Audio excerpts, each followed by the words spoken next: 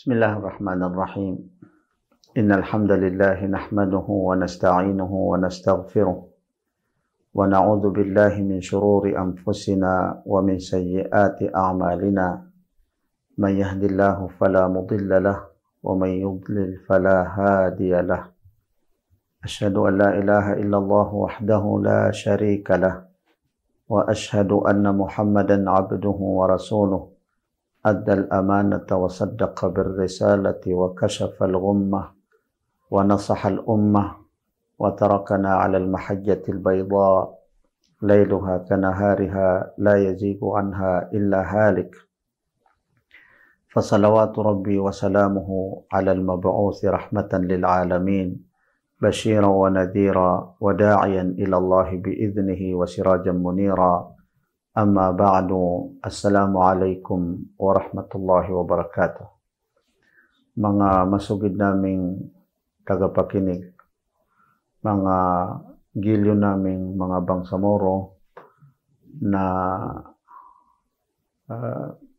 nakikinig at nagsusubaybay sa ating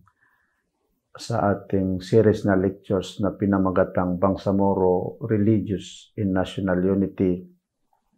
Sumainyo ang kapayapaan, awa at mga biyaya ng Allah subhanahu wa ta'ala. Sa ngayon ay nasa ika-22 na tayong episode sa ating series na lectures na pinamagatang Bangsamoro Religious in National Unity.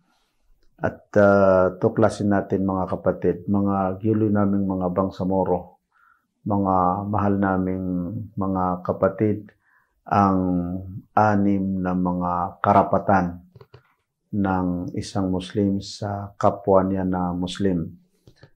Batid natin mga kapatid na ang pagtutupad natin o pagsasagawa natin sa karapatan ng kapwa natin ng mga tao ay isa rin yan. Isa rin yan sa tinatawag na values o kaya ay religious values at saka values ng standard values ng mga tao sa buong mundo. Makikita natin itong 6 na karapatan sa isa sa mga hadith ni Propeta Muhammad sallallahu alaihi wasallam. Haqqul muslimi 'alal muslimi sit. Haqqul muslimi 'alal muslimi sit. Qila ma hiya ya Rasulullah? Qala idza laqitahu fasallim alayhi wa idza da'aka faajibhu wa idza istansahaka fansah lahu wa idza atasa fahamidallaha fasammithu wa idza marida fa'udhu wa idza mata fa'atbi'ahu rawahu al-Imam Muslim rahimahullah.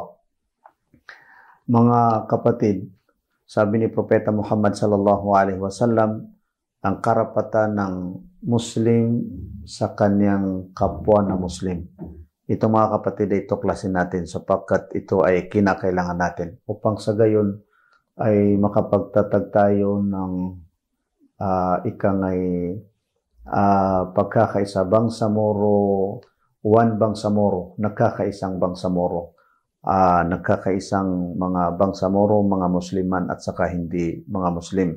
Sa pamamagitan ng pagtuklas natin sa 6 na ito na mga karapatan, makikita natin inshallah na magiging isa sa mga values natin, itong mga magiging values natin sanhi upang sa gayon ay makamit natin ang pagkakaisa ng mga Bangsamoro hinggil sa pananampalataya at sa pagkakaisa ng mga Bangsamoro hinggil sa bayan. Sabi ni Propeta Muhammad sallallahu alaihi wasallam, karapatan ng Muslim sa kanyang kapwa na Muslim ay 6. Qila ma hiya ya Rasulullah?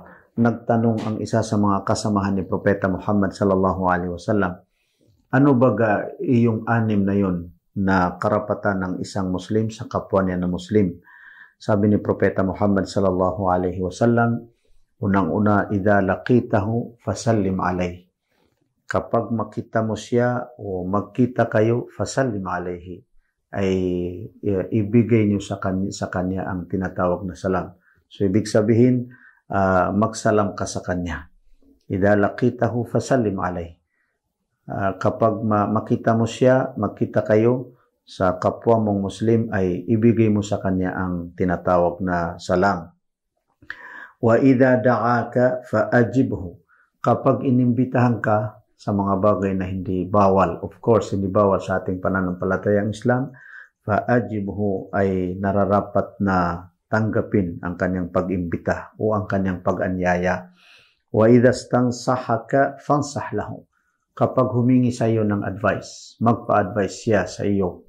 Alam niyo mga kapatid, isa yan sa mga values natin, na kahit pa ang pagkita natin sa ating mga sarili ay hindi na tayo nagkakamali o kaya ay matalino na tayo, pero minsan ay kinakailangan din natin ang advice ng mga kapatid natin. So sino mang magpa-advise sa iyo, humingi sa iyo ng advice, fansah lahu, magbigay ka ng payo sa kanya. Ito ay kabilang sa mga karapatan ng kapwa natin ng mga Muslim. Sa atin, unang-una, values natin, kaugalian natin na maghingi ng payo, and then kaugalian din natin, magiging values din natin at karapatan sa atin na tayo ay kapag may isang tao na maghingi ng payo, kinakailangan na tanggapin natin o kaya ay magbigay din tayo sa kanya ng payo. Wa idha atasa fahamidallah fasammithu. Kapag siya ay mag-atching o ikangay magbahin, fahamidallah, pagkatapos ay purihin niya ang Allah subhanahu wa ta'ala. Ibig sabihin ay banggitin niya yung alhamdulillah. Isa yan sa mga values natin o kaugalian natin mga kapatid, kapag tayo ay mag-atching o magbahin, banggitin natin yung alhamdulillah, inshallah. Alhamdulillah. And then kapag marinig natin yung alhamdulillah, so kailangan natin na magsabi ng tashmit, magsabi ng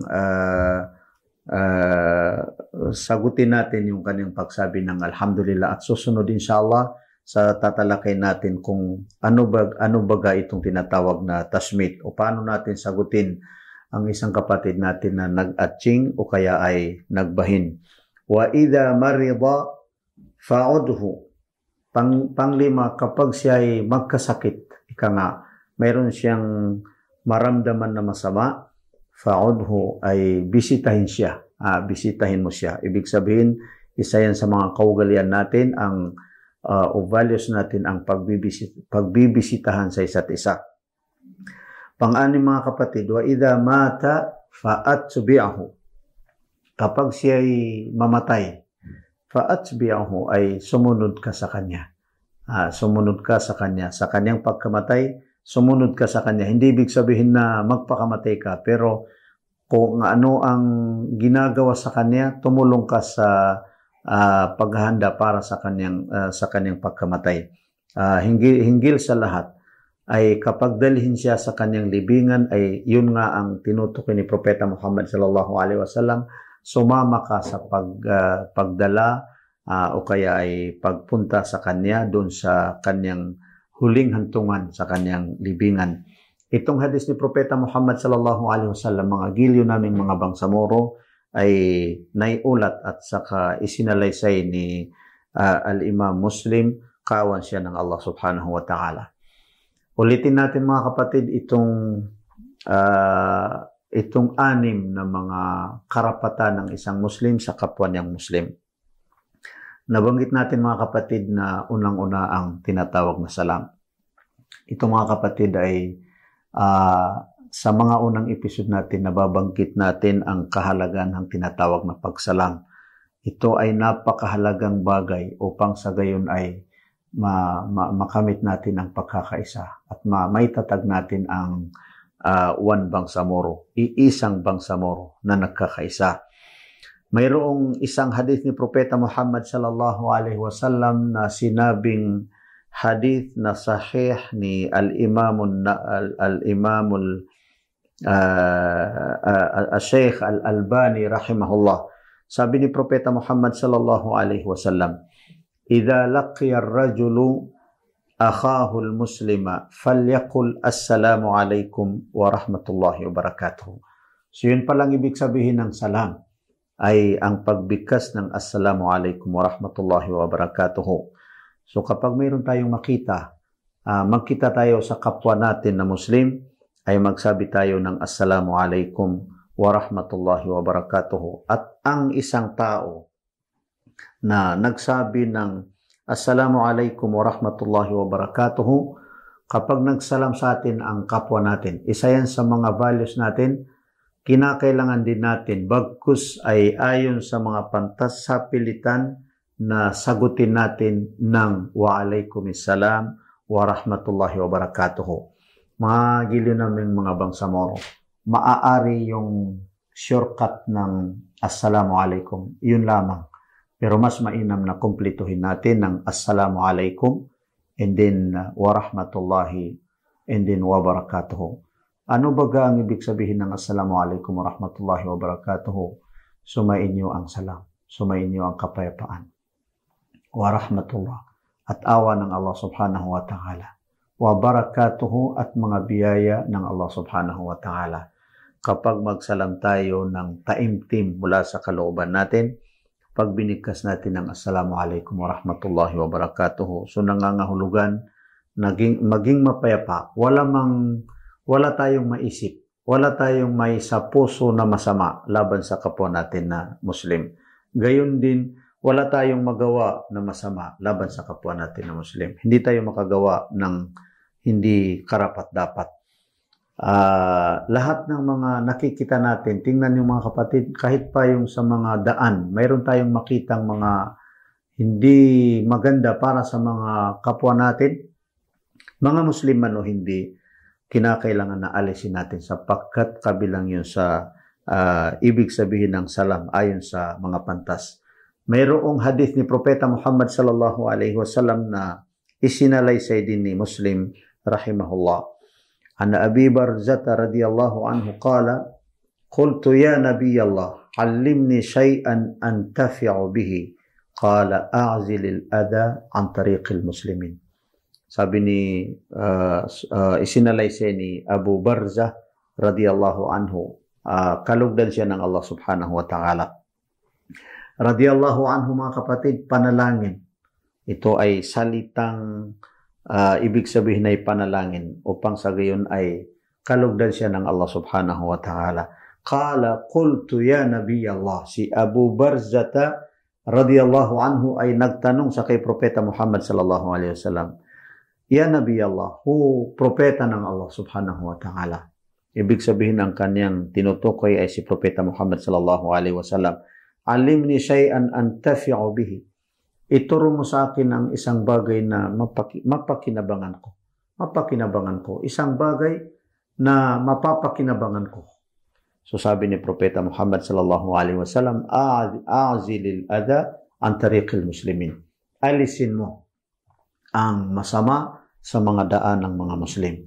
So ibig sabihin kabilang sa palatandaan ng kapayapaan ang taong o kaya ay kabilang sa makikita natin na katangian ng isang taong nagbibigkas ng assalamu alaikum wa rahmatullahi wa barakatuh ay titingnan niya ang mga daan, yung mga daan ng mga Muslim o mga daan ng mga tao.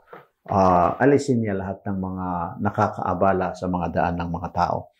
Gayon din mga kapatid, isa sa kahulugan ng assalamu alaikum wa rahmatullahi wa barakatuh ay yung pakipag-ugnayan natin sa mga kamag-anak natin. Mayroong napakagandang hadis ni Propeta Muhammad sallallahu alaihi wasallam mga kapatid, "Bullu arhamakum walau bisalam." Ito rin ay sinabing sahih ni Sheikh Al-Albani. Ibig sabihin ng bullu ay basain nyo. Basa, nagmula sa basang tubig. Bullu arhamakum walau bisalam. inyong basain ang inyong mga kamag-anak, ang inyong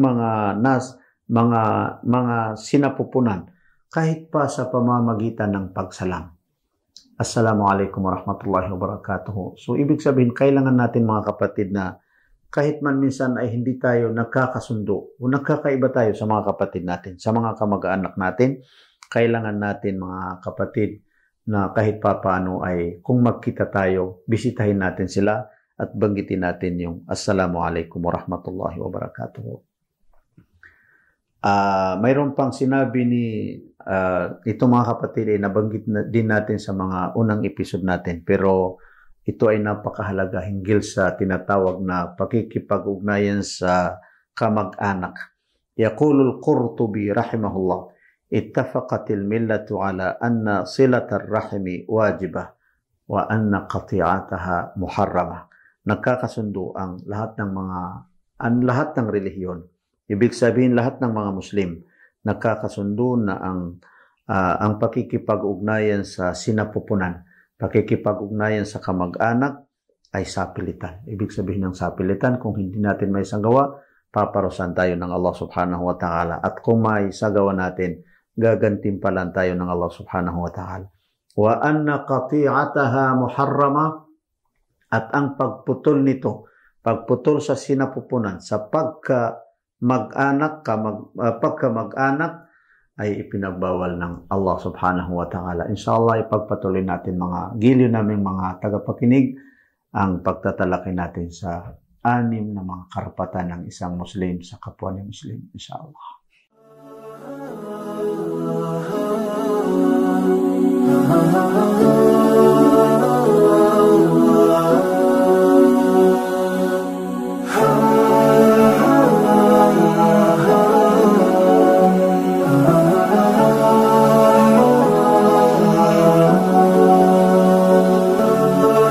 Sabi ni Propeta Muhammad sallallahu alaihi wasallam, haqqul muslimi 'alal muslimi sitt.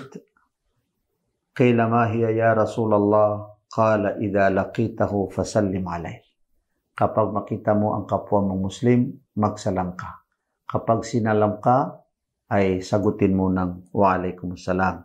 Ibig sabihin, ulitin mo para sa kanya ang pagsalam sa kanya.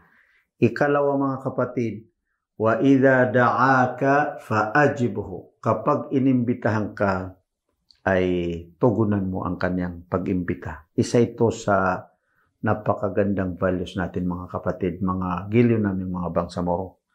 Halos lahat ng mga tayo ng mga bangsamoro, minsan binabaliwala natin ang pag-imbita sa atin ng kapwa natin na Muslim. Mayroong hadis ni Propeta Muhammad sallallahu alaihi wasallam na isinalaysay ni Abu Dawud rahimahullah. Idza du'iya ahadukum falyajib ursan aw kana aw ghayra ursin.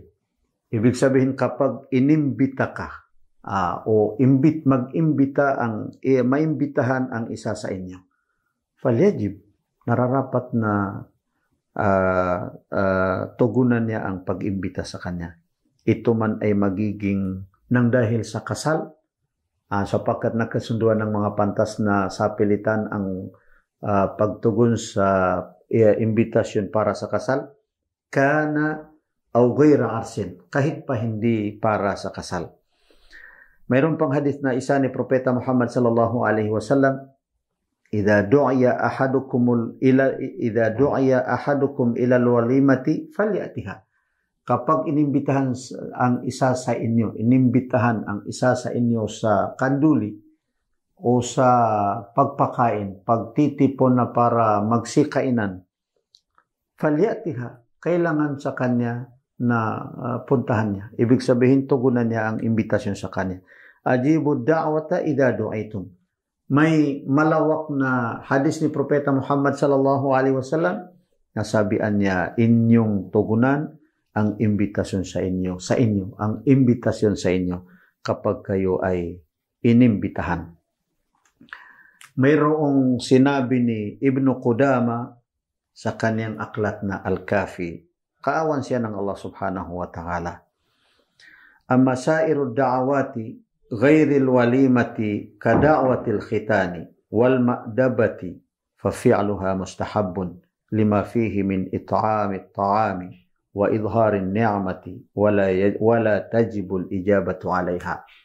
Mga kapatid, ayon sa kahulugan nito, ang sinabi ni Ibnu Qudama, kaawan siya ng Allah subhanahu wa ta'ala, sabihan niya, ang pagtanggap sa pag-anyaya para sa salo-salo, para sa kainan, kada'watil khitan, para yung pag in-Islam ba, in-Islam ang isang bata, yung tuliin ng isang bata. So ibig sabihin, minsan ay mayroong kainan nang dahil sa pagtuli sa isang bata.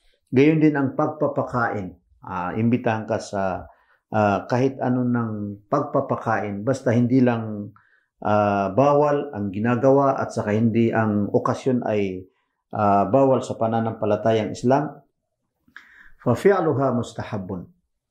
Ang pagsagawa nito, kahit man hindi sa pilitan, mustahabbun ay mainam, bagkus kinakailangan, sapagkat kumbaga yun ay pagpapakain na isa yun sa mga itinuro sa atin ng ating pananampalatayang Islam. Gayon din, yun ay kabilang sa mga pamamaraan upang ikangay pasalamatan natin ng Allah subhanahu wa ta'ala sa mga biyaya, sa kanyang mga biyaya na ipinagkaloob sa atin. So, yun ang sinabi ni Ibnu Qudama. Ibig sabihin, mga giliw naming mga bangsamoro, hindi man maging sapilitan ang pagtugon sa anumang imbitasyon, basta hindi lang bawal, ay mainam mga kapatid, para sa gayon ay makamit natin ang pagkakaisa ng mga bangsamoro, hinggil sa pananampalataya at saka gayon din hinggil sa bayan. Ikatlo sa hadis na yaon na nabanggit natin, wa idha stansahaka fansah lahu. Kapag humingi sa iyo ng payo, ay payuan mo siya. So sa pilitan na may gusto ng sa payo natin, gusto niya ang ating payo sa kahit anumang bagay, kinakailangan na payo, tugunan natin ang kanyang gusto. So ibig sabihin, maghingi sa atin ng payo, kinakailangan na tanggapin natin bigyan natin siya ng payo. Kahit pa mga kapatid, hindi siya humihingi ng payo, kung makikita natin na kailangan siyang bigyan ng payo, payuhan natin siya. Bakit mga kapatid? Sapagkat mayroong hadis ni Propeta Muhammad sallallahu alaihi wasallam, ad-dinun nasiha, ang ating pananampalataya mga kapatid. Sabi ni Propeta Muhammad sallallahu alaihi wasallam ay advice. Ang ating pananampalataya ay puro advice. Ibig sabihin, kinakailangan tayo na magpa-advise at kinakailangan din na tayo ay magpa-advise. Sa magandang pamamaraan, sa magandang salita, magbigay tayo ng advice sa magandang salita. Sabi ng Allah subhanahu wa ta'ala, فَقُولَ لَهُ قَوْلًا لَيِّنًا لَعَلَّهُ يَتَذَكَّرُ أَوْ يَخْشَى. Inatasan ng Allah subhanahu wa ta'ala si Propetang Moises, si Musa alayhi salam, at ang kanyang kapatid na si Harun, na sila'y magsitungo sa kay Firaun at magbigay ng payo, na magandang payo sa kanila, upang sa gayon ay para mapaalaala nila makaalala si Firaun, at saka baka sa gayon ay maging manumbalik ang kanyang takot sa pananampalataya sa nag-isang Panginoong Diyos. Mayroong napakagandang sinabi ni Umar ibn al-Khattab radiyallahu anhu, wa ma adraka ma Umar. Sino baga mga kapatid, mga minamahal namin, mga masugid na tagapakinig, sino si Umar? Siya ang ikalawa sa mga khalifa ni Propeta Muhammad sallallahu alaihi wasallam. Man wa'adhani sirran faqad nasahani, wa man wa'adhani alaniyatan faqad faddahani. Sino man, sabi ni Umar ibn al-Khattab radiyallahu anhu, kalugdan siya ng Allah subhanahu wa ta'ala, sino man ang magpayo sa akin ng sikreto, sa aking pagkakamali, payuhan niya ako pero sikreto, hindi niya ilantad sa mga tao, katiyakan na siya yaon ang taong tunay na payo sa akin. Wa man wa'adani alaniyatan faqad faddahan. Sino man na tao na magbigay ng payo sa akin, mag-advise sa akin ng lantaran, katiyakan na hindi niya ako pinayuhan, bagkus ay ako ay ipinahiya. Mga kapatid, isa sa mga nabanggit ni Propeta Muhammad sallallahu alaihi wasallam, pang-apat na karapatan ng isang Muslim sa kapwa niyang Muslim, wa idha atasa fahamidallaha fasammithu. Kapag nagbahin o kaya nag-atsing at nagsabi ng alhamdulillah, ay sabihin niyang yarhamukumullah. Banggitin natin ang iilan sa mga hadis ni Propeta Muhammad sallallahu alaihi wasallam. An Salim ibn Ubayd anna an-nabiy sallallahu alaihi wasallam qala idza atasa ahadukum falyaqul alhamdulillahi ala kulli hal aw alhamdulillahi rabbil alamin. Rawahu Ahmad.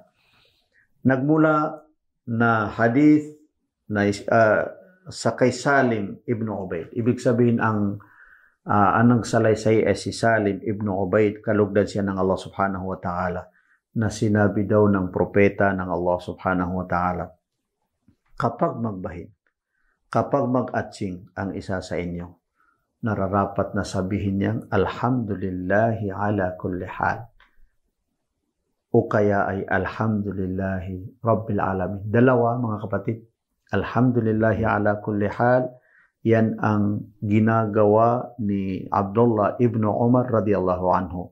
O kaya ay alhamdulillahi rabbil alamin, yan naman din ang ginagawa ni isa sa mga kasamahan ni Propeta Muhammad sallallahu alaihi wasallam na si Abdullah ibn Mas'ud. Isa pang hadis ni Propeta Muhammad sallallahu alaihi wasallam, wa an Abi Hurairah radhiyallahu anhu anin Nabi sallallahu alaihi wasallam qala idza atasa ahadukum falyaqul alhamdulillahi ala kulli hal. Akhrajahu Abu Dawud wal Hakim.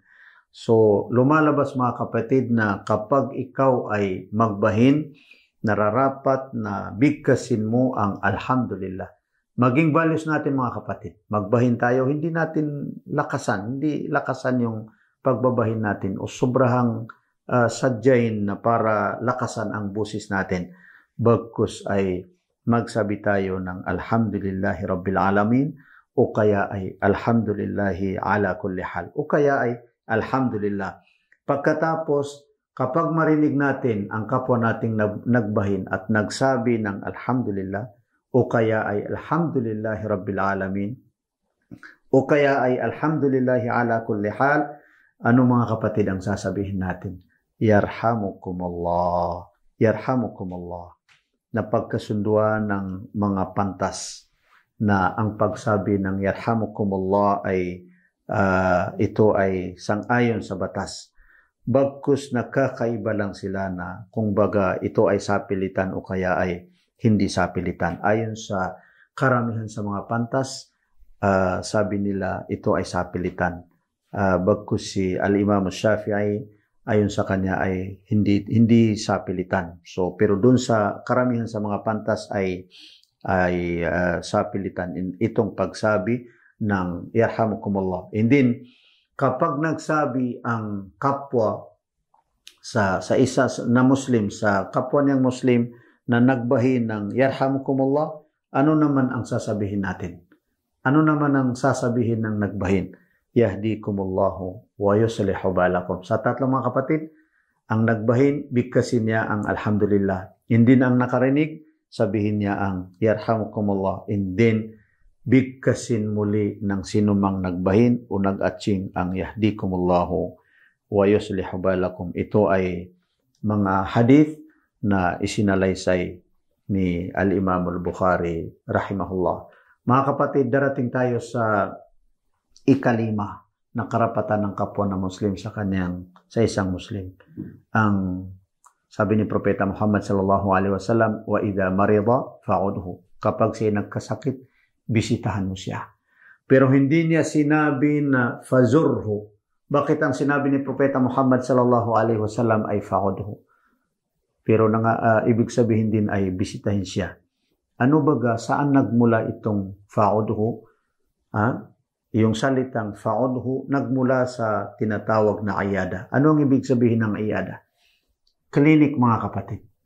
So bakit ang ginamit ni Propeta Muhammad sallallahu alaihi wasallam ay sa halip na fazurhu, ang kanyang ginamit na salita ay fa'udhu, sapagkat nangangahulugan na lahat tayo ay kinakailangan natin ng klinik.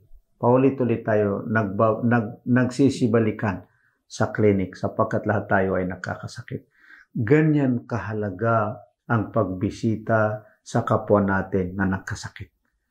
Alam niyo mga kapatid, kasi Propeta Muhammad sallallahu alaihi wasallam hindi lamang mga Muslim ang kanyang binibisita, bagkus kahit hindi mga Muslim, mga Hudyo, mga Pagano, mga Kristiyano, kapag sila'y nagkakasakit, binibisita sila ni Propeta Muhammad sallallahu alaihi wasallam, at napakaraming mga hindi mga Muslim na yumakap sa pananampalatayang Islam nang dahil lamang sa pagbisita sa kanya ni Propeta Muhammad sallallahu alaihi wasallam.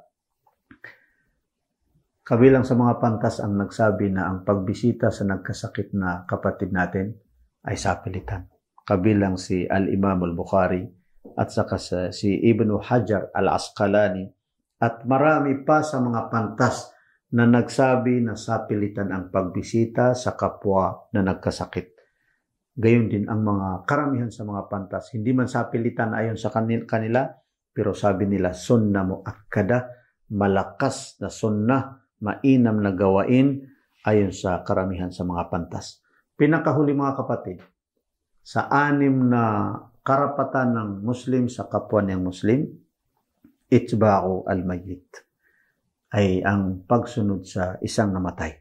Man shahida al-janazata hatta yusalli alaiha falahu qirat, wa man shahidaha hatta tudfana falahu qiratan. Qila ya Rasulullah, mal qiratan? Qala mathalul jabalaini al-azimain. Rawahul Bukhari wa Muslim wa Ahmad. Ibig sabihin nitong hadith ni Propeta Muhammad sallallahu alaihi wasallam, sino man ang marinig niya, makita niya na may namatay, ay magdasal siya, bisitahin niya, puntahan niya, and then sumama siya sa pagdarasal sa kanya. Mayroon siyang isang qirat. Isang qirat, mga kapatid. Tugunan niyo, tuklasin niyo anong ibig sabihin ng qirat. Wa man shahidaha hatta tudfana falahu qiratan. Sino man ang pumunta sa isang namatayan, sa mga tao na namatayan, hindi magdasal siya, sumama siya sa pagdarasal. Tayo mga kapatid, maraming nagpupunta sa namatayan, pero magsikain lamang. Magsikainan lamang. Hindi man sumama sa pagdarasal. Sabi ni Propeta Muhammad, sino mang pumunta sa mga namatayan, hindi magdasal, and then sumama siya sa paglibing sa kanya, mayroon siyang 2 qirat. Nagtanong ang mga kasamahan ni Propeta Muhammad sallallahu alaihi wasallam, qila ya Rasulullah, mal qiratan? Ano baga ang 2 qirat? Qirat, isang qirat, qiratan. Sabi ni Propeta Muhammad, katulad ng malalaking bundok. 2 malalaking bundok. So mayroon kang 2 malalaking bundok sa nasa ibang hadith ni Propeta Muhammad sallallahu alaihi wasallam, na kung ang pagtugon natin sa pagtugon natin sa karapatan na ito, pagbisita natin, pagpunta natin sa mga namatayan, and then yung pagsala natin at saka yung pagsama natin sa paglibing sa kanya, kung ito ay pananampalataya at saka paghahangad na matamo ang biyaya mula sa Allah subhanahu wa ta'ala, makakamit natin ng qirat. Ang ibig sabihin ng qirat sa isa sa mga hadis ni Propeta Muhammad sallallahu alaihi wasallam ay katulad, bawat qirat ay katulad ng bundok na Uhud. Sino mang nakapagbisita sa inyo sa bundok na Uhud, so yun daw ang katumbas ng gantimpalang makakamit ng sino mang tao na bumisita o kaya'y pumunta sa mga pamilya ng namatayan at magtazya, and then magdasal, and then sumama sa paglibing sa sino mang namatay. Mga kapatid, pinakahuli mga kapatid, tuklasin natin. Yun ang karapatan ng Muslim sa kapwa ni Muslim. Ano naman ang karapatan sa atin ng daanan? Yung daanan natin, dinadaanan natin, ano ang karapatan yan sa atin? 5 mga kapatid, Ghaddul basar, yung i-control natin ang ating paningin, yung kimkimin natin ang ating paningin, hindi kung sino-sino na ang tinitingnan natin. Kapag may dumaan na hindi lahat ay titingnan natin o sisahin natin, hindi bawal yun sa daan, ika nga. And then kaful ada, alisin ang anumang masama sa daan. Raddus salam, kapag may magsalam, kilala o hindi kilala, ay tugunan mo ng waalaikumsalam wa rahmatullahi wa barakatuh. Pang-apat, al-amru bil ma'ruf. Kapag tayo ay nasa daan, magsabi tayo ng mabuti, hindi panglima, magbawal tayo ng masama. Sabihin natin yung mga masama kahit pa tayo ay nasa daan. Mga kapatid, isa yan sa mga kinakailangan natin na magiging values natin upang sa gayon makamit natin ang pagkakaisa ng mga bangsamoro hinggil sa pananampalataya at gayon din hinggil sa bayan. Hanggang dito na lamang mga kapatid. Assalamualaikum warahmatullahi wabarakatuh.